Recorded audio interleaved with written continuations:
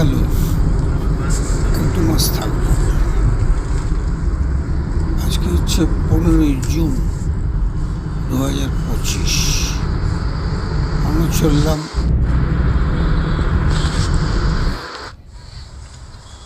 আদি যোগী light and show দেখতে। ওটাতে সরষের তেলের মধ্যে তোর গরম করে ওটাতে আর দুটো কাঁচা লঙ্কা দিয়ে তড়কা দিয়ে সবই রান্নাই একই। চাট মশলা দেয় না? চাট মশলা দিলেও ভালো হয়। একটু আমচুর পাউডার দিতে হবে। আমচুর পাউডার দিতে হবে। আমচুর পাউডারও আছে। হ্যাঁ, আমচুর পাউডার দিতে হবে একটু। ছোলে মশলাতে থাকে সব কিছু, কিন্তু একটু দিলে অ্যাডিশনাল ফ্লেভার। তোমার ছোলা ভালো লাগে? মিষ্টি খায়, হ্যাঁ মিষ্টি পছন্দ করে। এমনি খাওয়ারও অনেক মানে পরিমাণে ভালো অ্যামাউন্ট খায়। মেলবোর্নের মতো লাগছে।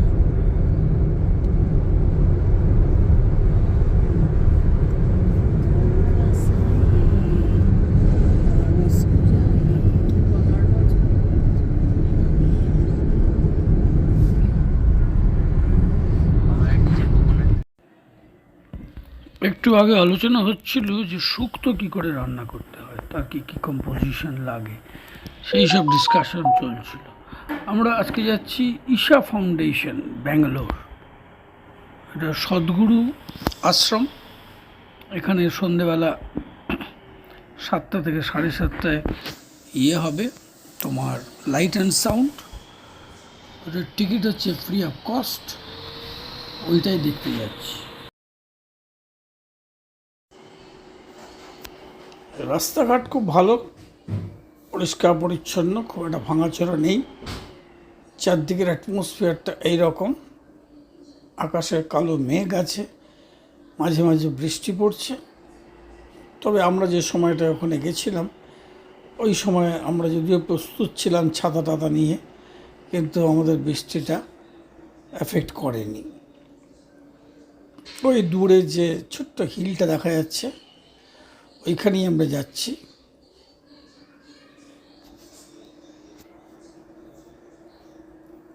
এটা একটা গাড়ি ভাড়া করা হয়েছে।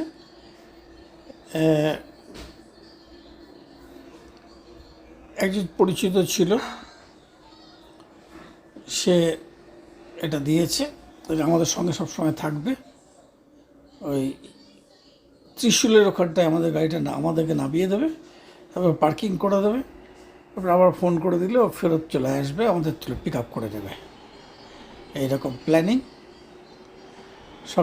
দুপুর 3টের সময় গাড়িটা এসছে, প্রায় রাত্রে 11টার সময় আমরা বাড়ি পৌঁছেছিলাম। আজকে রবিবার। আজকে প্ল্যানিং হয়েছে আমরা যাব আদি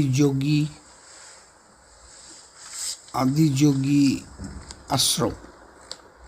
একটা লাইট অ্যান্ড সাউন্ড শো হবে, ওটা দেখতে। তার আগে সংকেত, জিজু আর গুড়িয়া দিদির বাড়ি হয়ে তারপরে যাব। ওদের বাড়িটা এয়ারপোর্টের দিকে। তো আমরা থাকি সার্জাপুর। প্ল্যান হলো একটা গাড়ি ভাড়া নিয়ে, ছুটির দিন আজকে আমরা দুপুরে লাঞ্চ করে বেরিয়ে পড়ব। সেই মতো আমরা বেরিয়ে পড়লাম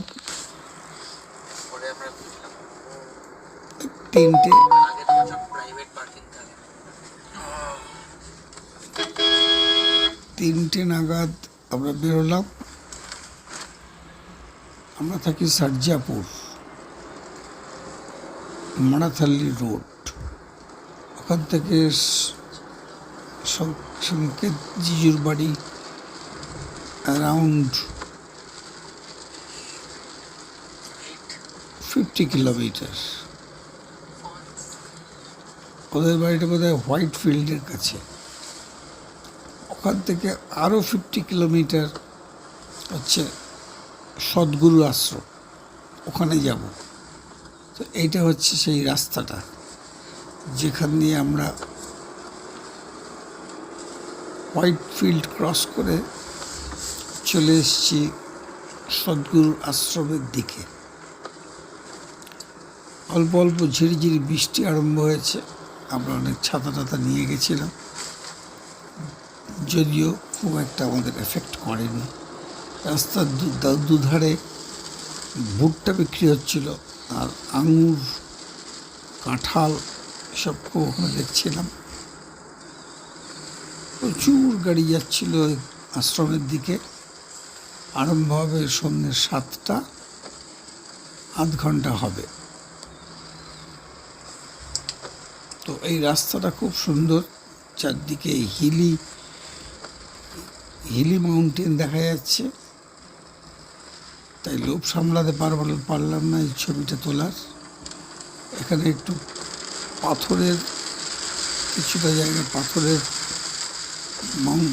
ছোট ছোট হিল, আর দূরে দেখা যাচ্ছে গাছগাছালিতে ভর্তি ছোট ছোট পাহাড়। রাস্তাটা খুব ভালো ছিল, খুব একটা ভাঙাচোরা ছিল না, যথেষ্ট ভালো। আমাদের সিদান গাড়িটাও খুব সুন্দর, খুব এনজয় করছিলাম আমরা।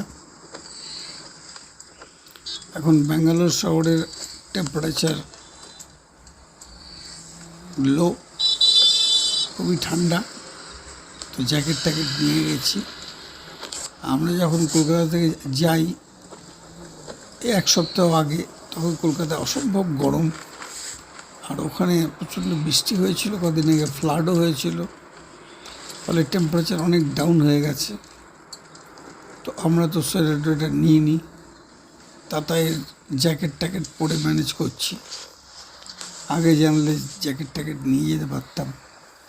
যাই হোক, তোমরা দেখো আশ্রমে যাওয়ার রাস্তার দুধারের সিনারিগুলো কত সুন্দর। ওই দেখো দূরে ছোট ছোট হিল দেখা যাচ্ছে। এখানে নন্দী হিল বলে একটা, নন্দী ভৃঙ্গি, এই নন্দী হিল দূর থেকে দেখো, ওখানে লর্ড শিবা তার একটা স্ট্যাচু। এগুলো সব সদ্গুরুর করেছে। এই দেখো লর্ড শিবার একটা স্ট্যাচু বানানো আছে, ওইখানটাতেই লাইটিং সাউন্ড হবে। আমরা জুতোটা গাড়িতে রেখে যেতে পারতাম, যাই হোক আমরা ওখানে খুলে জুতো রাখলাম। এখানে একটা ত্রিশূল আছে, ওই ত্রিশূলের কাছে আমরা গাড়ি থেকে নেমে পড়লাম। ড্রাইভারকে বললাম এখানে আমরা ফোন করে তোমাকে দেখে নেব। কি ছেড়ে দিলে ভালো? জুতোটা?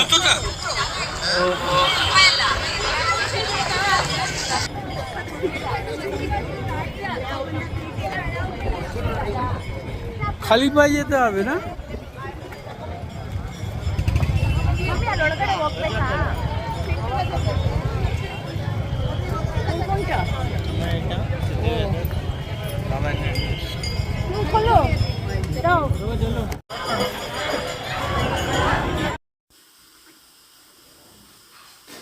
এইখানটাতে আমাদের একটা লাইন দিতে হয়েছিল, তারপরে একটা ছোট বন্ধ মন্দির ছিল, সেটা ক্রস করলাম। তারপর ভেতরে ঢুকেই এইরকম হচ্ছে অ্যাটমসফিয়ারটা। এখানে একটা ডোনেট করার জায়গা ছিল, ওখানে কিছু ডোনেট করা হলো। তারপরে আমরা খালি পায়ে, এই যে ডোনেট করার জন্য পয়সা বার করা হচ্ছে, এইখানে আমরা খালি পায়ে হাঁটলাম। হাঁটতে সামনের দিকে যাচ্ছিলাম, কিন্তু পাথরের নুড়িগুলো পায়ে খুব লাগছিল। 2-4 জনকে দেখলাম যে জুতো পড়ে এসছে, তার মানে অন্য দিকের কোনো গেট দিয়ে অ্যালাউ করা আছে জুতো। কিছু গ্রুপ ফটো তুলে নিলাম এই ফাঁকে, সেগুলো তোমাদের জন্য শেয়ার করলাম। এটা গোশালা।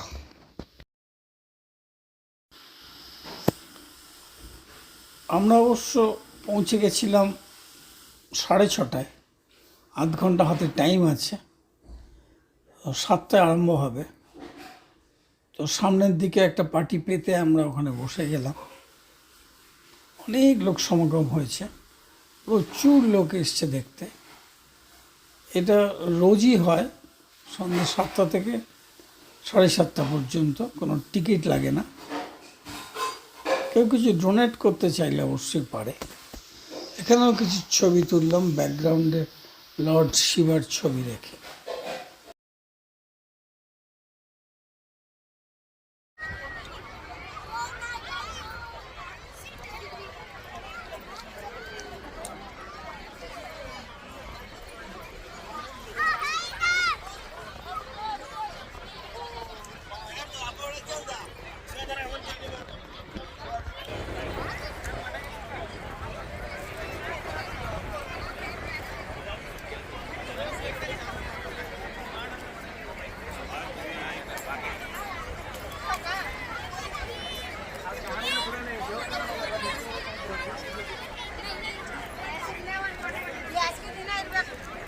কোথায় গেল ওরা?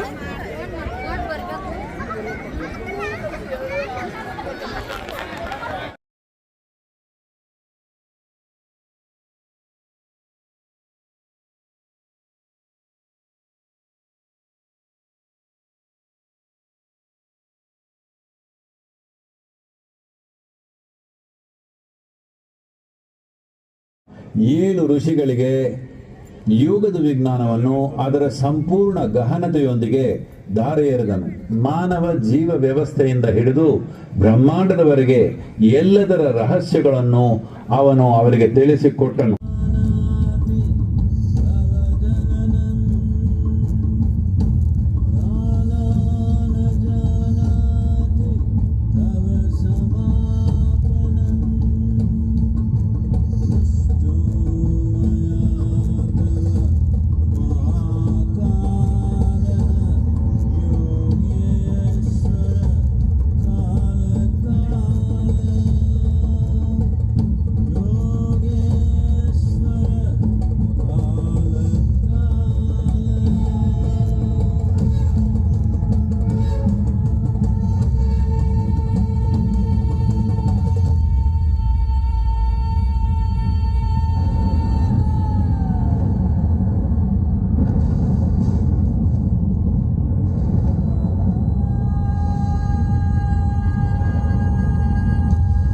Over 15,000 years ago, a being appeared in the upper regions of Himalayas.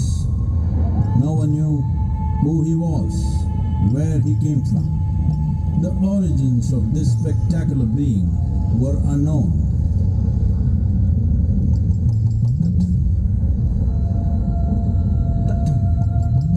When his ecstasy allowed him some movement, he danced wildly.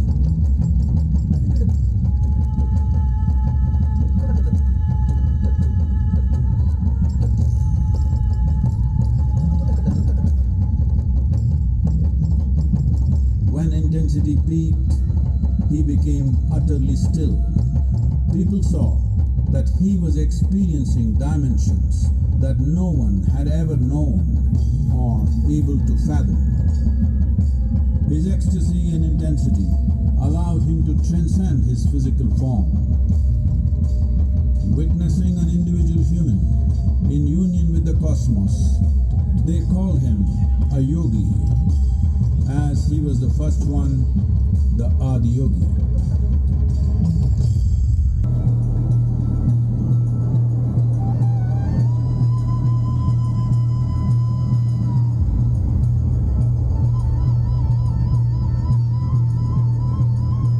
When his stillness lasted for years on end, curious onlookers melted away.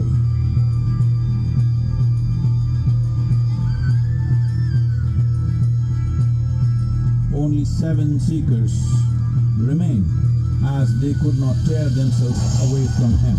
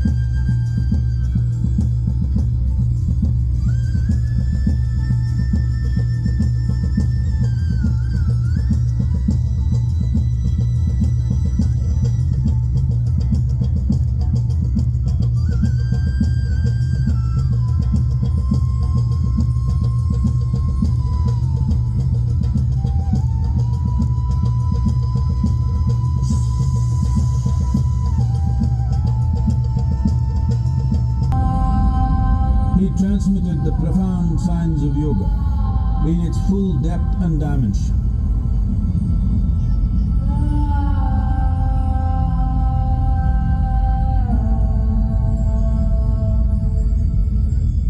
He expounded 112 methods of attainment, offering his disciples access to the deepest innards of creation.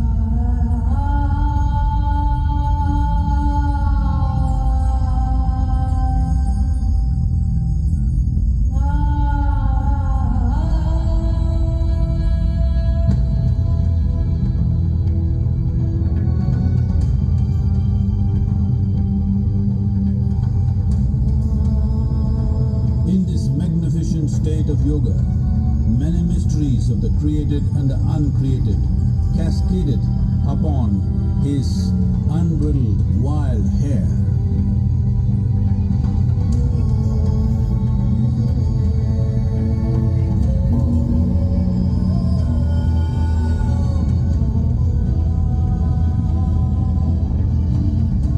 It was a vision of the very core of the cosmos in all its profundity and magnificence, a vision of the unfathomable mysteries of the universe, a most overwhelming vision the sages and Devi Parvati had ever witnessed.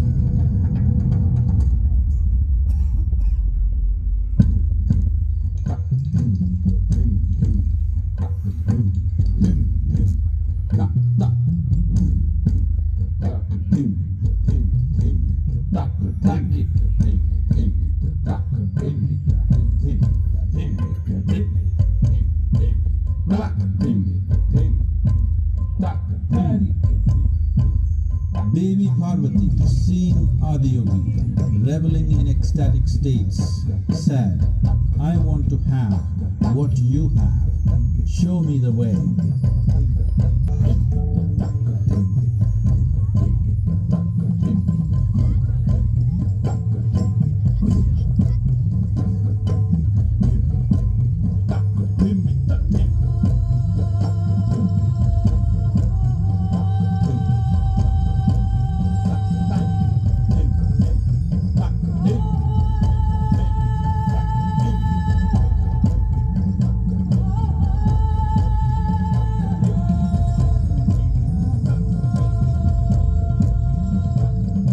Adiyogi absorbed her and made her a part of himself, and hence he is the Ardhanari, the ideal man, where one half of him is woman.